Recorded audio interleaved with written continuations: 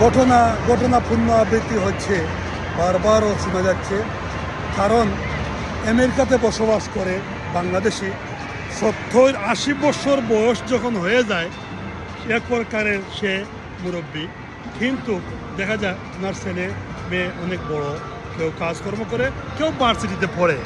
তারপরেও এই মুরব্বী তার নফস এবং তার মাইন্ড না সুন্দর নাই বিদায় সে এই পরিবারকে ডিপুস দিয়ে এই শয়তান লোভে পড়ে আবারও দেখা যায় বাংলাদেশে গিয়ে 18-19 বছরের মেয়ে বিয়ে করে আমেরিকাতে নিয়ে আসে। আসার পরে যে তার দুর্গতি কি হয় তখন সে অনুভব করে, তখন সে ওই পূর্বের যে ফ্যামিলি দ্বারা ডিভোর্স দিয়ে গেছিল, ছেলেমেয়ে ছেড়ে গেছিল, তখন সে হায় হায় করে কি করলো বলে সে, কিন্তু ওই ছেলেমেয়ে ওই বউ তো আর রিটার্ন পাবে না, কখনো ওরা ধরা দিবে না।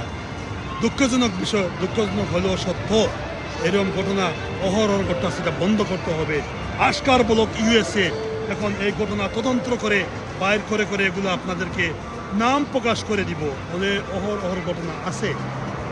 যখন এই 18-19 বছরের মেয়েকে নিয়ে আসে, আরে ভাই তোমার বয়স তো 70-80 বছর, বুঝতে হবে 70-80-90 বছর হয়ে গেলে তুমি এক পর্যায়ে তোমার নামাজ কালামও হয় না, অজুও ঠিক থাকে না, তোমার শরীরে গন্ধ, তো এগুলো পরিবেশে ওই মেয়েটা কখনো থাকবে না।